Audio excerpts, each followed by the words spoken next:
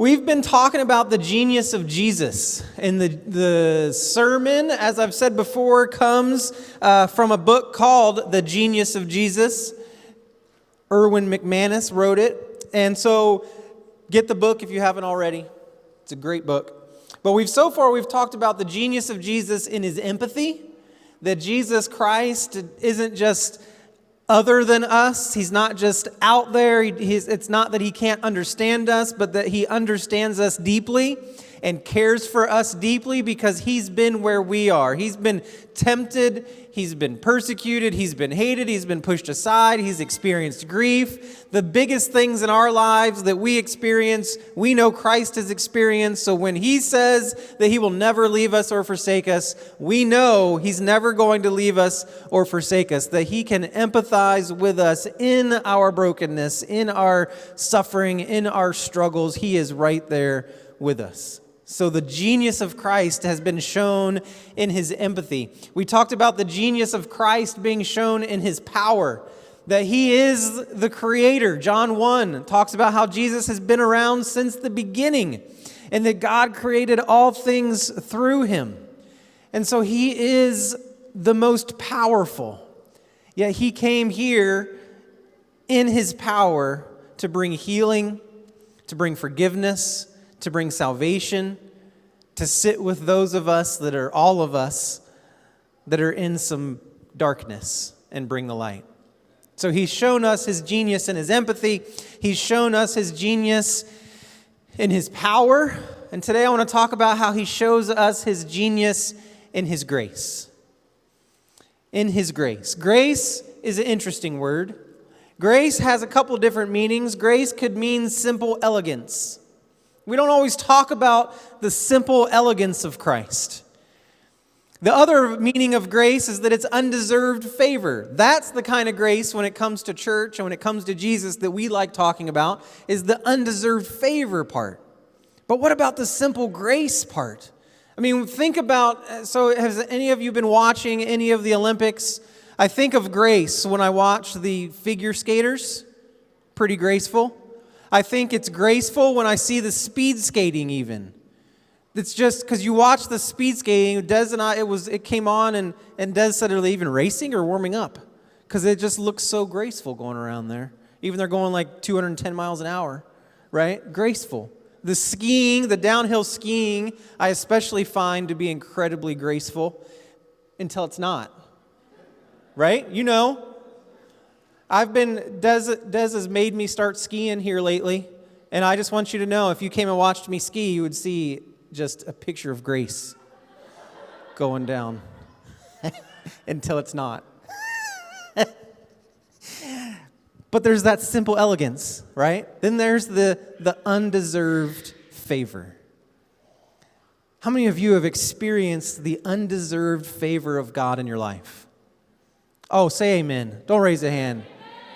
You have received the undeserved favor of God. It's beyond a shadow of doubt. When you have experienced God's grace in your life, when you experience grace, even from another person, you know that you've experienced grace. When you've witnessed simple elegance, you know that you've witnessed simple elegance. It's just beyond doubt. Grace is something that we don't even have to argue about what grace is. We just know what grace is. In the book, I love how he says, and he defines grace as being transcendent, that grace evokes wonder. You know grace when you see it because it elevates, it transcends, it carries a touch of the divine. Grace manifests in favor what seems unfair. In works that can only be described as a masterpiece, grace is undeniable. And we know that. I ask you questions a lot, and sometimes you tentatively raise your hand. Sometimes I get a little, God is good, yeah, all the time. But all of you responded when I asked who of you have experienced God's undeserved favor in your life. We know what that feels like, and we know if we've experienced it. So Jesus shows up on the scene, and Jesus comes and shows us his genius in the empathy that he has for us, the power that he has shown us, and in the grace that he has extended to us. Jesus isn't just giving us undeserved favor, though. I want to also point out today that he also brought with himself simple elegance. The way that Jesus lived his life was elegant. It wasn't always pretty, but it was always elegant. In the face of troubles, trials, turmoil, persecution, angry mobs, Jesus always displayed grace. Hanging on the cross, he displayed grace. While he was in the garden praying for God to give him another way, he displayed grace. Jesus walked on this earth displaying grace every single step of the way. And the thing about that genius, and we've been talking a little bit about this, is that the genius that Christ displayed isn't a genius that we just get to sit and be in awe of, but it's a genius that Christ wants to share with us. He wants to make us empathetic people, where we can empathize with people around us, so that we can love people better. He wants to extend to us the power that he has. He wants to give us that same power so that we can live with that power each and every day of our life. And he wants to make us graceful and gracious. He wants to give that as a gift to us so that we can be a people that extends God's grace into the world around us. Because how big of a testimony would it be if all of us as followers of Christ lived in empathy, lived in Christ-like power, and extended Christ-like grace each and every day of our life? But he does that. So Jesus came and lived in simple elegance, extending into our world the genius of his grace. In John chapter 1, verses 14 through 16, it says, "The Word became flesh. The Word became flesh and dwelt among us. And we saw his glory, glory as of the only begotten from the Father, full of grace and truth. John testified about him and cried out, saying, 'This was he of whom I said, he who comes after me has a higher rank than I, for he existed before me. For of his fullness we have all received, and grace upon grace.'" I want you to hold on to those last 4 words, "and grace upon grace." Of all of the things that Jesus has come and given to us, he came, and of his fullness we have all received. He has held nothing back from us. And then it's grace upon grace. It's more grace than you can imagine. It's more grace than you can understand. It's more grace than your little life or mind can comprehend or contain. It is grace upon grace. When I'm thinking of this phrase, I'm thinking of a cup that is overflowing. He is saying, "You want more grace? I'll give you more grace." And he has no limit of the grace that he wants to extend. He just keeps heaping it on and heaping it on. So much so that hopefully that grace flows out of our life and into the lives of people around us, into our neighbors' lives, into our co-workers' lives, into the stranger on the street corner's life. Hopefully that grace upon grace flows through us and into a world that desperately needs to experience the grace of God. So Jesus came to give to us and reveal to us the grace and truth of the Father. And John says, "I came, I told you he was coming, and now he's here, and we get all of him." I love knowing that. I love knowing that when Christ came to this world to walk with us and be with us and die with us, he held nothing back from us, but that he gave us all of himself. And this is a whole nother sermon, but I guess a question then is, what are we holding back from him? If he gave us all of himself, are we willing to give all of ourselves to him? And as he's heaping grace upon grace on top of us, is there ever a moment in our life where we go, "God, I don't want any more of that grace"? Anybody want to stop getting grace? No! We want as much as we can get. So he came in the flesh, full of grace. Now understand something about grace. Understand something about Jesus. I don't think we should miss this. Grace wasn't just something that he did. It's at the core of who he is. It's not just something that he did. It's at the core of who he is. Jesus came and embodied the grace of the Father. He didn't just come and tell us about that grace. He put it on full display for us so that we could try to grasp just a little bit of what that grace was all about. He knew that if he just showed up and preached a sermon on grace, that we would say, oh, that sounds good. But he knew that it needed to be more than that. This needed to be a relational grace that was lived out day in and day out. He needed to add action to his words. And that same thing's for us too when it comes to grace. We talk about the grace of God and how awesome it is to receive God's undeserved favor. But we can't just talk about that.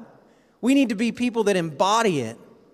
And so Jesus came and embodied the grace of God, showing us what it looks like to live in a godly kind of grace every day. So Jesus, yes, he was God, right? But we've been talking about that he wasn't just God, but he also took on flesh and blood and was human. Jesus, in his humanity, showed us that we can live this kind of graceful life. We can't say, well, I'm not Jesus, I can't extend that kind of grace, and I can't be that kind of gracious, because we can be. Because Jesus has come in his humanity to embody the grace of God and heap on us grace upon grace. So we have all received grace upon grace. One commentator said Christians receive grace and then more grace. Grace served on top of grace, grace, and then in place of that, more grace. The point is that Christ is full of grace, and those who know him are showered with that grace. So we better embody it because we're full of it. We're full of it. If we've been walking with Christ and we're believing his word, you are full of God's grace. As long as you aren't rejecting God's grace. So we've received so much grace that it's ridiculous. I love what Peter says in 1 Peter chapter 4. He says, as each one has received a special gift, that we should use that gift as God's stewards of the manifold grace of God. So you've been extended a gift, which is God's grace, and we are expected to use that gift as evidence of God's grace in our life. So what are we going to do with that grace? And what gift has God given you in his grace that you could use to extend that grace into the world around us? Jesus' grace showed up in all kinds of ways. It showed up in his forgiveness. It showed up in his love, his compassion. It showed up when he went and had dinner with people like Zacchaeus, who never deserved to have dinner with Christ. He was a tax collector. Jesus hung out with the sinners of sinners, right? Who would hang out with those people? Those people don't deserve that. Those people over there, so he extended that grace. And he lived in it every day as evidence of the manifold grace of God. And the thing about grace, we see that it's simple elegance. And we can see that elegance in the way Jesus handled himself so gracefully. But the thing is that the undeserved part about grace, it's not a have to. If grace was a have to, it wouldn't be grace, would it? If I extended to you grace because I had to, well, that doesn't even fit the definition. So it's undeserved, and it's not a have to kind of thing. And so the grace we receive from Christ is not this deserved thing. And what I know about things that being undeserved is that they're a choice then. So that, to me, would say that Jesus then, in his genius, is choosing to extend to us grace. Think of all of the things that God has blessed you with in your life, of all the things that God has forgiven you of all of the things that God has comforted you in and guided you out of in an act of his grace. That's because he chose to. That's because he loves you. So he chose to love you. He chose to comfort you. He chose to encourage you. He has chosen to forgive you. He has chosen to send Christ in an act of his grace for each and every one of us. He has chosen those things. So God's not forced into being this gracious to us, but he wants to be. Which says a lot to me about who he is. He wants to be gracious to us, even though we don't deserve it.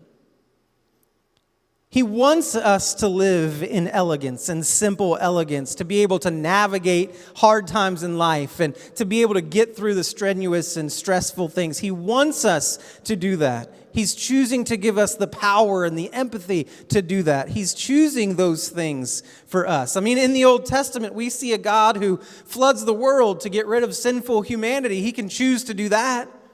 He can choose to swallow up cities and burn them down with fire. And you read through the Old Testament and we see the wrath of God. And we see that sin has consequences. And we see how God chooses to interact with humanity in the Old Testament and to rid the world of sin and to bring his people along in obedience. And I'm glad I kind of didn't live during that time. I'm glad that we live today where God's choosing to interact with us with more grace. Grace upon grace. So he could choose to do it a different way. And I'm telling you that there are days where I think, God, I wish you would stop extending grace and just start over because these people are crazy. Right? Like, man, we've all lost our minds. But God just says, no, grace upon grace.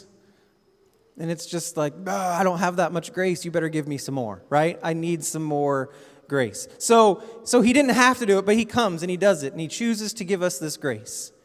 So there are going to be moments in our life then where, you know what? We don't have to be a people of grace. We don't have to be. You don't have to be friendly. You don't have to be kind. You don't have to be loving. You don't have to give people what they don't deserve. Like you can hold people to, well, I'm only going to do that if you deserve it. Those are choices we get to make. But that means we also have the same thing. We could also choose to be loving and kind and generous. We could choose to do these other things. We could choose to be conduits of God's grace into the people's lives around us. And I hope and pray that that's what we choose. Because that's a choice that changes the world. That's a choice that leads to transformation. Jesus lived in his grace, and it's in his grace that we see a world transformed. It's in his grace that your life has been transformed. It's in his grace that we even gather here today. It's in his grace that we have salvation and forgiveness. It's in his grace that we have freedom from bondage and freedom from addiction and freedom from health problems and freedom from whatever. It's also in his grace that we have the power and the endurance to make it through those things. It's all because of his grace. Grace upon grace. And so he lived out this grace in every difficult situation that he faced. When the Pharisees and the Sadducees tried to back Jesus into a corner, Jesus never got frazzled. The one time, maybe, when he chased people out of the temple with a whip. But I'm thankful for that moment. Every time I chase my kids with a belt. No, I'm just kidding. I'm just kidding. They chase me. But he was able to not just extend to us this undeserved favor, but model for us a life of simple elegance. He didn't come and tear things down. He came to build things up. And I think that's the genius of Jesus' grace. That he didn't come with a sword. He could have came and ruled with a iron fist. And he could have came and just totally obliterated everything. But instead of coming into a world that was broken and tearing it the rest of the way down so that he could start from scratch, he comes into a world that's broken, and in his grace, he decides to start building it back up. And he starts to speak the truth. And that's the one thing about John chapter 1 that I just read, that it's always grace and truth. They go together.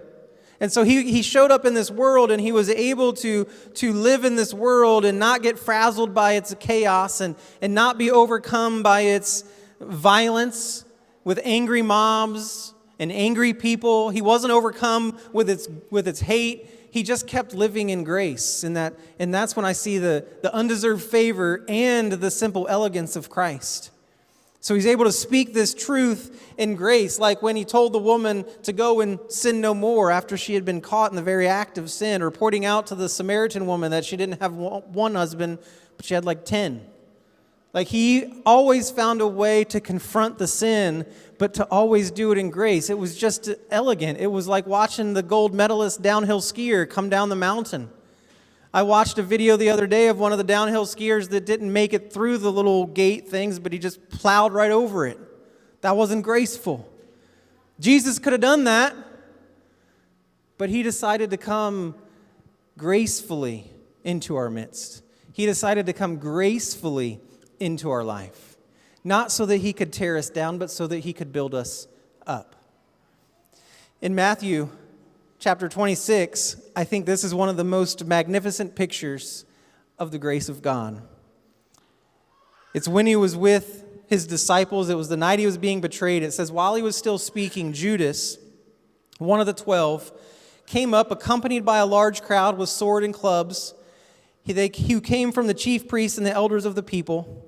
Now he who was betraying him gave them a sign, saying, whomever I kiss, he is the one. Seize him. Immediately Judas went to Jesus and said, Hail, Rabbi, and kissed him.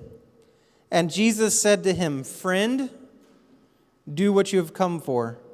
Then they came and laid hands on Jesus and seized him. There's simple elegance and undeserved favor all wrapped up in one instance in the life of Christ. Judas was one of the 12, had been with Jesus for quite a while, walked with Jesus in some intimate moments, had some intimate conversations with Christ amongst the 12 as Jesus poured into the 12 disciples, unlike he poured into the others. They had his private, full-on attention when other people didn't. They knew where Jesus was when everybody else was scouring the countryside trying to find him so that they could touch the hem of his garment and be healed. Like this was an intimate group of people.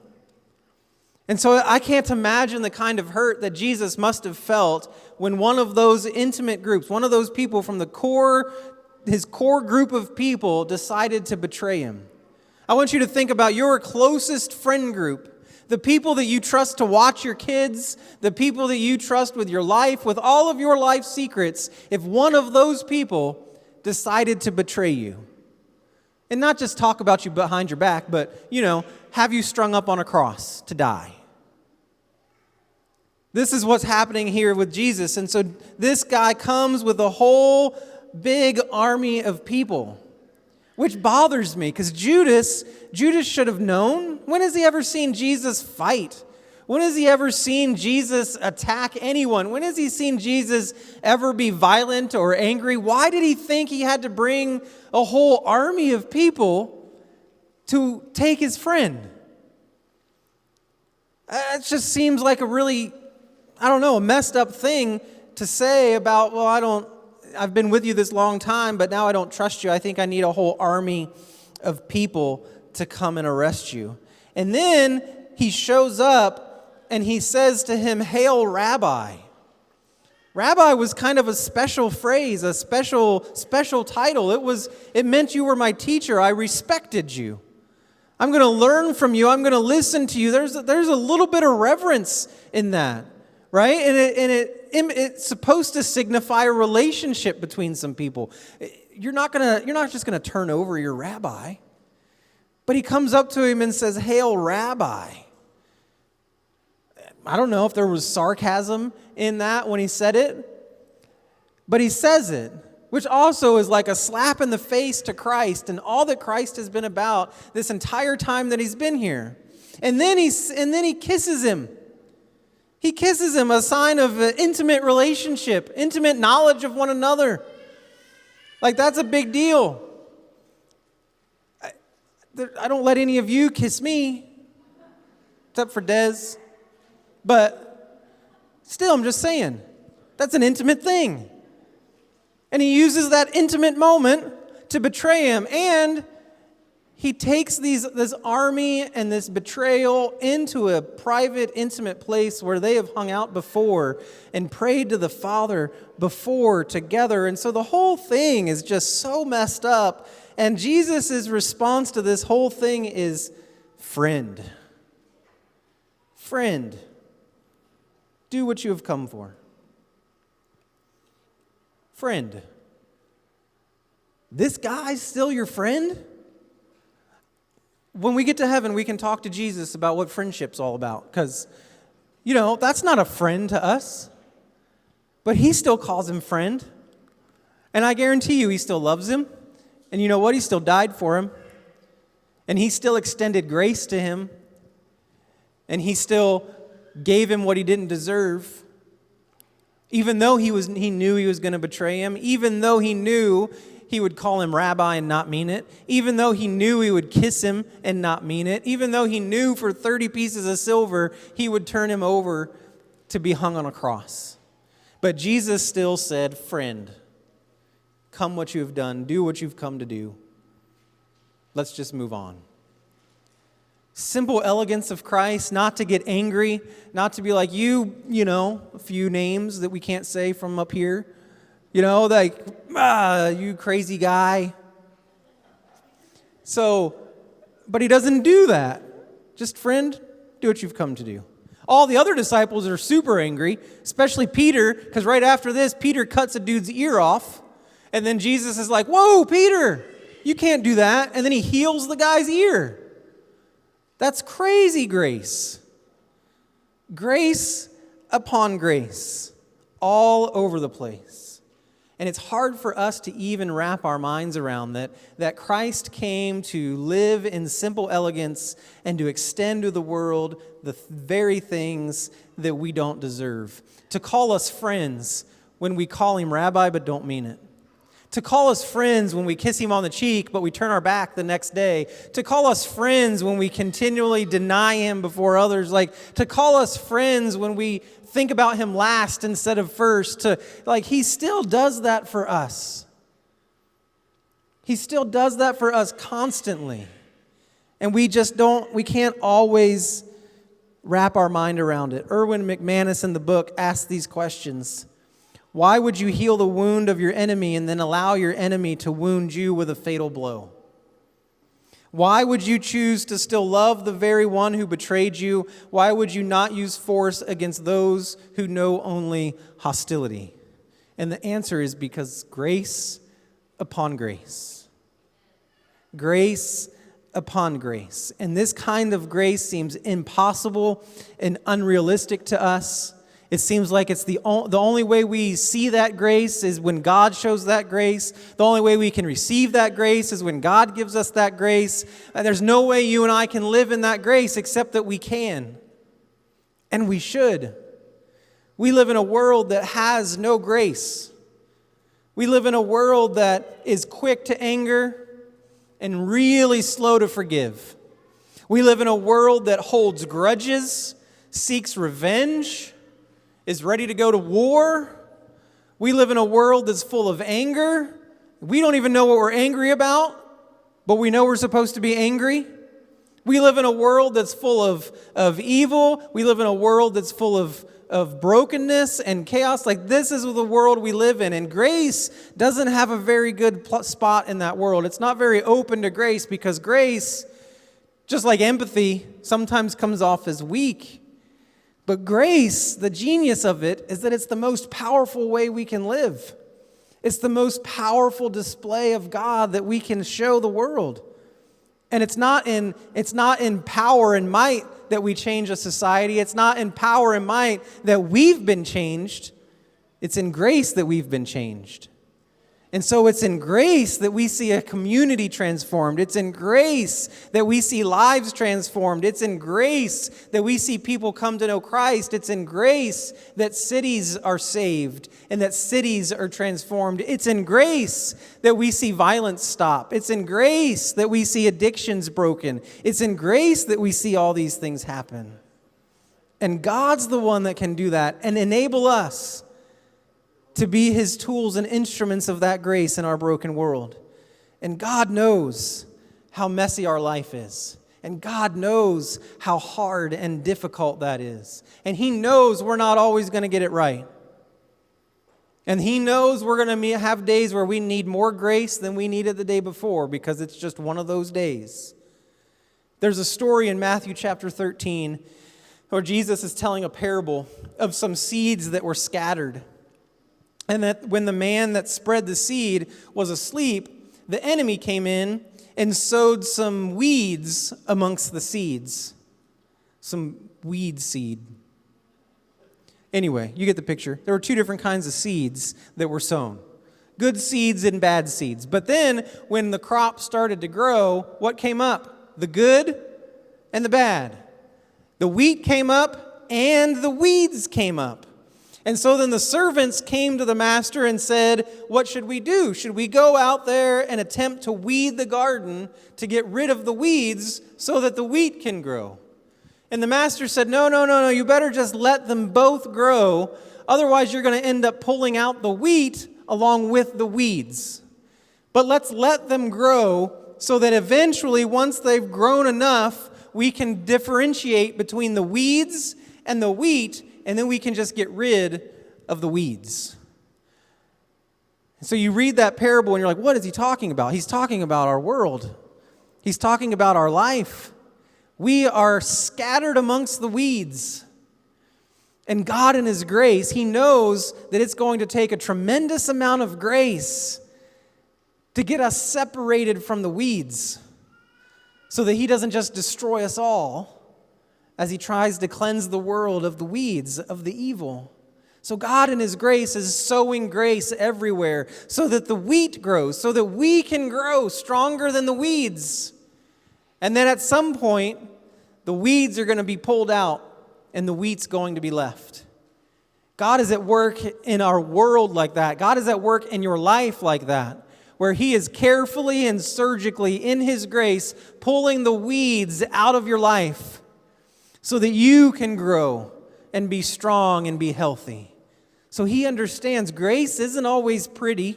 Grace isn't always easy, but grace is absolutely necessary so that we can grow and flourish and become the people that God wants us to be. So in His grace, we can find freedom. And in His grace, we can find life. And in His grace, we can show the world that freedom and that life and extend that grace into the neighborhoods around us. We can't live a Christ-like life without that grace. Because it really is better to love, to forgive, than to live with anger and to live with hate. All of that's too heavy of a burden for us to carry. But when God extends to us His grace, He lifts that burden. And so today, if you hear nothing else, no matter what you've done, Christ is looking at you saying, friend, I've come for you. I am here for you. I am here to give you grace upon grace. I'm here to heal. I'm here to forgive. I'm here to encourage. I'm here to strengthen wherever we are in life. And no matter how much we think we have done to harm our relationship with God today, Jesus is here as the embodiment of grace to say to us, friend, I have come for you. I love you. I forgive you. I'm not going to tear you down. I'm here to build you up.